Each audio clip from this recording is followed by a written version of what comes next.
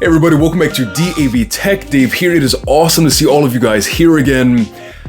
It's been a while. I know this, it's been a while, but to make it up to all of you, I'm back with some Pixel 5 content and unboxing and first impressions. But to make it up to you, outside of just the Pixel 5 unboxing and impressions, I'm also going to be including a mini camera test as well as some tips and tricks for all of you to use when you're taking your Pixel 5 out of the box for the first time. And if you're new to the channel and you're looking for more things Pixel 5, we have a speed test, comparisons, we have some camera tests, some case video, we have tips, tricks, and features for you to utilize to get the most out of your Pixel. So, if you're wondering if you should subscribe or not, check out the video. If you like it, hit that subscribe button and notification bell so that way you can stay up to date. Okay, in 3, 2, 1, unboxing time.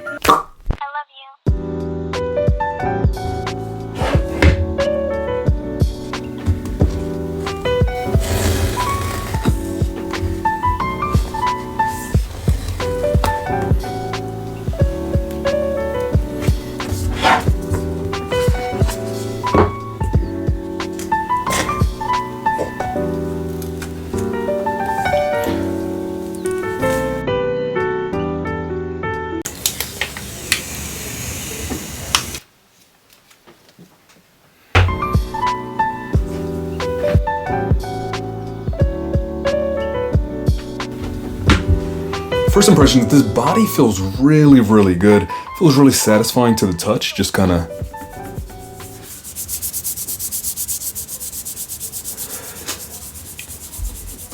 Yeah, just like that. Alright, so inside of the box, SIM ejector. We have our USB-C to USB-C adapters right here. Our USB-C power brick right here. And kudos to you, Google, for the USB to USB-C adapter. Huge fan of that.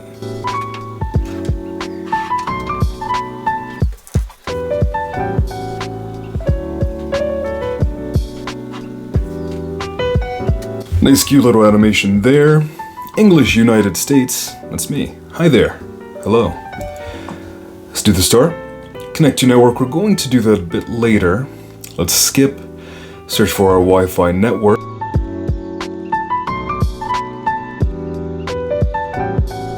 Now this animation is very cute. Like Google is very good at the little eye candy things, like the little small aesthetic animations and cute touches that kind of just keep your eyes drawn to the screen. They do a really good job of that across a lot of their devices and their software. So you have this fingerprint sensor right here on the back, and so we're just going to do a couple of these. So you have a couple of these touches right here on the back. There we go. And you know what? I'm gonna live a little. I'm gonna go with the light theme. Please don't kill me in the comments.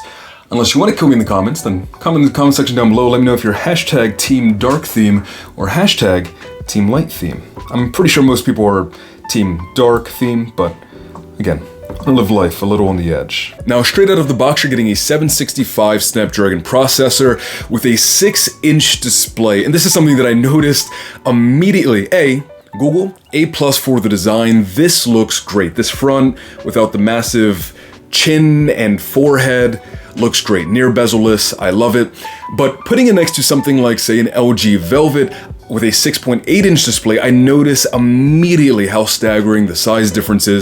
Here you, of course, you have the Google Pixel 5 with a 6-inch display compared with the LG Velvet with a 6.8-inch display. And of course, the size difference is quite drastic. I'm the kind of person, I do prefer more screen real estate. My initial impressions, this actually does feel very smooth. It feels great in the hand, I must say. This form factor feels pretty fantastic. I am going to be missing that big screen while I'm using this. Hopefully, Google, if you're listening, XL, please, maybe, possibly. Now, I will say, though this is smaller, it is easily, of all the phones that I've used in the past couple of years, the most easily accessible with one hand, though I do still prefer the larger form factor. Use a Galaxy Note 10 Plus. I can use that with one hand, no problem, but this is understandably, indisputably, just easier. There's not as much screen real estate to move my thumb around, all that jazz. And though the screen is smaller and for media consumption, I'm not getting that big, blown out in my eyes kind of experience, The 90 hertz display on this feels really, really good. It's nice and buttery, and it's not only the 90 hertz display that makes moving throughout the entire operating system feel nice and smooth, it's also the animation sets that are baked into this stock OS Google operating system. Everything feels really good. The animations are nice and smooth. Flicking away out of an application elicits this nice, buttery, smooth animation, which just, it feels good. There's something sort of, I kind of mentioned it in the iPad video, there's something almost whimsical to the way that utilizing this phone feels on a day-to-day basis. And so even though it's rocking a 765 Snapdragon processor, moving, opening different applications, swapping between them, nothing is a problem. It doesn't hiccup. It feels good and smooth, at least initially. Again, we're going to take a deep dive into that going further. And moving to the back of the device, the fingerprint sensor. Google, I love this. This is something I used to love on the LG V30. You would kind of have it in your pocket, you'd go to pull the phone out of your pocket, and naturally your finger would just sort of rest on this back position right here, and before you even pull it out of your pocket, it's already open and ready to go, and I love that. I love that a lot. I do miss the facial recognition that I have on the Note 10 Plus, but this is a pretty darn good consolation prize, for sure. On this big black square on the back, you're getting a 12.2 megapixel camera with an f1.7 aperture for some nice creamy bokeh, which you'll be seeing in some of the pictures upcoming, and you're also getting a 16 megapixel f2.2 ultra-wide camera. People have been begging Google for this forever now, and now you have it. You can also record in 4K at 30 or 60 FPS and 1080p at 30, 60, 120, or 240. There's a lot of frames per second that you'll be getting out of this thing. And on the front, of course, you have a 8 megapixel selfie camera. So let's delve into the camera test. Now in a lot of these pictures, you're seeing the f1.7 at work. None of these were taken in portrait mode. You're getting a nice convincing bokeh in the background with some nice detail and focus in the forefront. I love this picture here of the bulb with the wood, and then you have some of that nice bokeh in the back behind the actual light bulb. You can see a lot of the string lights in the back, giving you that nice swirly bokeh effect. And this camera does something interesting, as you see with these two side-to-side bulbs.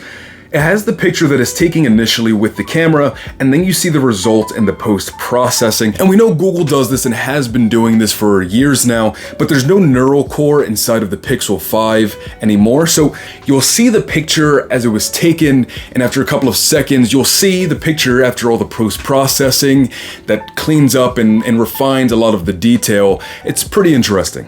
And you're getting some nice fine detail in wood and some of the finer details in the lettering. And the night mode is something I'm going to have to test a little bit further, but in my testing, it does remove a lot of the grain and helps reveal some additional detail that you weren't getting without taking the night sight, even after the post-processing in the initial camera. Now, where the camera did struggle a little bit is when I was taking pictures indoors, namely of my dog Sparky. He's making a special cameo appearance. Now you see where the camera sort of struggled was indoors. It doesn't capture a lot of detail in his head, his body, his fur, and it's something that struggles. This is something that I'll definitely be delving further into in the more proper camera test a little bit farther down the road. Now, you know what I was actually pleasantly surprised by? The video. The video stabilization on this thing is really impressive. To give you an idea, the video that you're watching right now, I was on crutches when recording that. Yeah, and it looks that smooth, and it does a really good job at focusing on your points of interest. I didn't have to click on the light bulb for it to register that I wanted to focus on the light bulb. Very impressive stuff. I'm really excited to delve further into that later down the line. For those of you who are new Pixel 5 owners looking for a couple of quick tips for when you're first unpacking your phone, I'll give you a couple of quick ones here, and we'll have a more in-depth video about that in the future with like the top 10, top 20 different tips and tricks to utilize on your new Pixel 5. So for starters, if you double tap the power button, it'll launch your camera for you, which is pretty darn sweet. Snap a little picture right here, see how that comes out. The next tip is that when you're inside of the camera, you can actually flick your wrist and it'll actually flip over to the selfie cam. Look at that, you can see my chin, my jaw, and also the Galaxy Note 10 Plus that is recording you right now. And then of course you can flip that again so that you can go back. Next, if you hold down the power button, it'll actually bring out this little drawer here so you can set up your Google Pay, and also controls for all of your smart devices. I'll be looking into this a little bit in the future. I might make a video about how to set this up for yourself. If you're interested in how to set up your smart home features, then of course you have your toggles for your power off and your restart buttons. Now, something else that's really nice is that if you're looking to check your notifications or something like that, you can actually just pick up your phone and it'll highlight the screen for you. It'll let you see your notifications right here. And then you can just put it back down. Also, so you have the pickup function, and then you also have this where you just tap the screen. It knows that you want to look at your notifications, and then you can look at your notifications. Pretty sweet. And then in notification shade, you also have right here, you have this battery saver toggle, where it'll turn everything to dark mode and help you save some battery. But you can also customize this feature right here.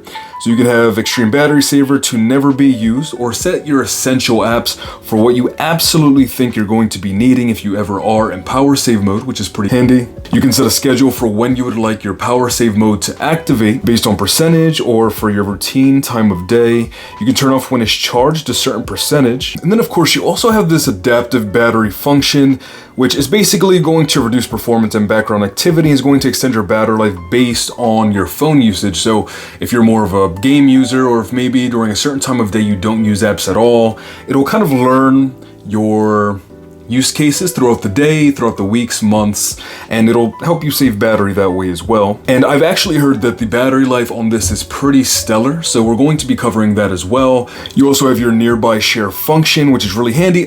Essentially Android's equivalent of AirDrop. Pretty neat. Okay, so the last tip I'm going to leave you guys with here today in this video is if you swipe up here into your app tabs, you can actually hit this selector tool right here, and essentially what that's going to do, it's going to highlight all of the text in a given field for the app that you have open and the screen that you have open at that given time. It'll let you highlight that, and it'll let you do a couple of things. It'll let you copy it, share it, or search it. So say I wanted to share that text, I could share it to Twitter, my messages, Bluetooth, save it to my Google Drive. I could copy it, use it on nearby share. Or say for example, I have the word iPad right here, and for some reason I tweeted this and I have zero clue what an iPad actually is. I can hit the little search function and voila, it'll search up iPad for you, which is pretty darn cool. And to extend this, so say for example, we have the same tab open right here. I wanted to screenshot this and share it with someone. You can hit the little screenshot dial right there. You can share or edit right from there. You have a little highlighter function. So say I wanted to highlight a particular piece of text. That is a shoddy highlighting job, but you get the point. Or I can use the pen and doodle a little bit. Get some smiley face action right there, change the color. Remind you to do something very crucial if you want to watch more pixel content on the channel right there. And also, you can of course undo all of these things, and you can also crop the picture as well. So say for example, I wanted to cut out my mug right up there. We don't need a profile picture. We don't need any of that. Cut that out.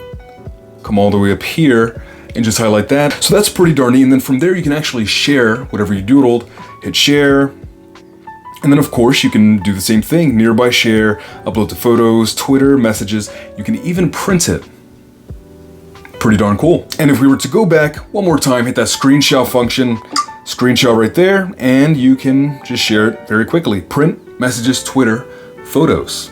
Print, messages, Twitter, photos. Print, messenger, Twitter, photos. Overall, my first impressions of the Pixel 5 are that it's pretty darn solid. I've been enjoying it. It feels really good in the hand. Fingerprint sensor is a huge plus. The pictures outside are really good. I have to do some more testing inside. And the animation sets and the overall user experience, the fluidity of everything, huge thumbs up. I will say something that I did notice that actually took me by surprise when doing some media consumption. These speakers on the bottom are not spectacular. They're not really that great. They sound kind of tinny, and I was surprised considering how well everything else on this thing works. The speakers, I don't think that's it, Chief. I don't think that's it. Again, I'm going to be delving deeper into the device for the full review, but that's just something that I noticed. And also, when I was trying to plug my SD card into this via a SD card hub, it wanted me to format the SD card.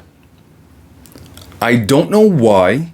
If you're someone that's interested in the Pixel 5 and you're looking to do a lot of media transferring on this thing, you're gonna want a brand new SD card to format first before this will recognize it properly. Just something I noticed. Hopefully that can help you. Thank you guys so much for stopping by and hanging out. Again, if you're new to the channel, looking for more things, Pixel 5 content, we have a lot coming up. And if you're looking for more tech reviews like this that we do here, I'd consider smashing that subscribe button so you can stay up to date. All right, as always, may you have a fantastic remainder of your day, afternoon, or night.